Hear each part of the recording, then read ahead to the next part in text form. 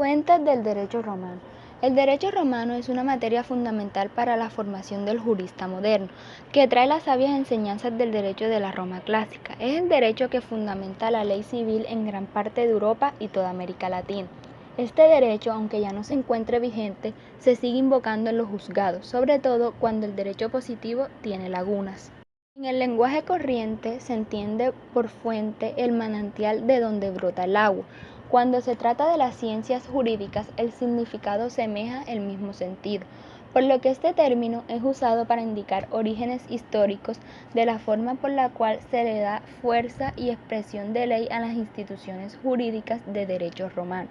Las fuentes del derecho romano van variando entre diferentes etapas y periodos de la antigua Roma.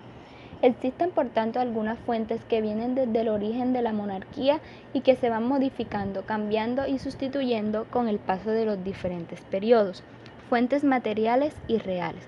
Son los problemas que surgen de la realidad histórica de cada pueblo y que son reguladas por el derecho, es decir, son los factores y elementos que determinan el contenido en las normas jurídicas, como aquellos factores políticos, sociales y económicos que contribuyen a la formación del derecho y que deben ser tomados en cuenta por los legisladores para crear normas jurídicas. Fuentes históricas.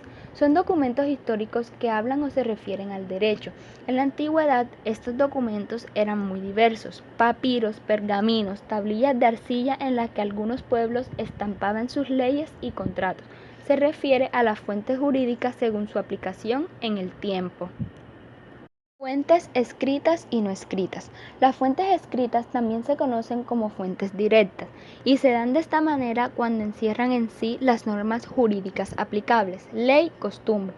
Se refiere a las fuentes jurídicas según que éstas contengan las normas en sí mismas. Serán directas las que contienen la Constitución, la ley, los reglamentos, las ordenanzas. Las fuentes no escritas, también conocidas como racionales o indirectas, se presentan cuando, sin contener en sí mismas las normas jurídicas, ayudan a interpretarlas, aplicarlas, producirlas, coadyuvan a su aplicación y sirven para su conocimiento, tales por ejemplo, jurisprudencia, doctrina, principios generales del derecho, analogía y equidad. Fuentes formales. Se definen por ser aquellos hechos o actos a los cuales se les atribuye una específica aptitud para crear normas jurídicas. Se considera que las fuentes formales son las mismas directas, pero se les da esta denominación pretendiendo aludir a dos aspectos. Para otros, las fuentes formales son únicamente la ley y la costumbre. Este sector doctrinal ha logrado imponer dicha opinión. Fuentes del derecho romano en el período arcaico.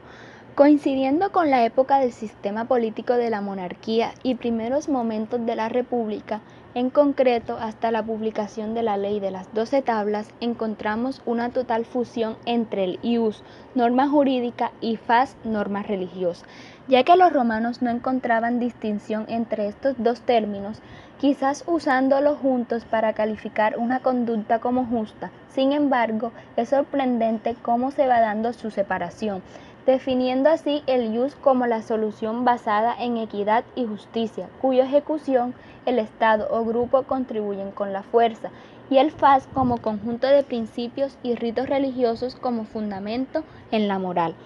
La costumbre o mores maiorum es la primera fuente del derecho romano arcaico, que es la tradición práctica de los antepasados, los usos y costumbres vigentes entre los primeros ciudadanos de Roma. Viene a ser la costumbre vigente entre los primeros antepasados. Durante los primeros siglos de su historia, la costumbre fue la más importante fuente de derecho en el ámbito del derecho privado.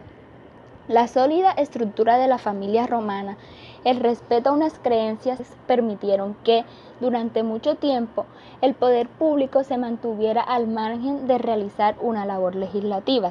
Los romanos empezaron a crear leyes a partir de las cosas, hechos tradicionales. Entonces, si se hacía una acción no tradicional o no conocida, el sujeto estaba incumpliendo la ley.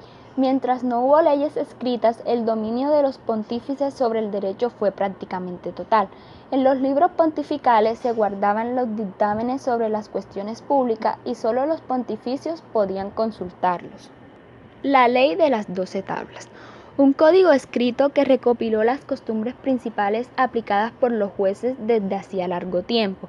presentan la posibilidad de que las normas de derecho vigentes sean conocidas por todos los ciudadanos, al menos por todos aquellos que en estos tiempos podían darse el lujo de conocer los caracteres escritos, terminando con la hegemonía patricia en esta área y permitiendo la laicización del derecho de la religión. La ley. En la época arcaica, además de las mores maiorum y su fijación en la ley de las 12 tablas, tuvieron algún papel como fuente del derecho las leyes. Las leyes, en términos generales, eran declaraciones de potestad que vinculaban tanto a quienes la daban como a quienes las aceptaban. Podía tratarse de una ley privada, esto es lo que declara quien dispone de lo suyo un negocio privado, o una lex pública, es decir, la declarada por un magistrado y recibida por los comicios con su autorización. Esta ley era dictada por el magistrado en los comicios, donde se presentaba la autorización por parte del pueblo para que vinculara a todos los ciudadanos, y era pública, precisamente porque se daba al pueblo y su texto se exponía ante él. Estructura de la ley. Prescriptio. Detalles que permitían individualizar el texto, tales como magistrado, lugar, fecha. Rogatio. El texto legal. El pueblo solo puede aceptarlo o rechazarlo en bloque. Santio. Consecuencia de incumplimiento de la ley. Gracias.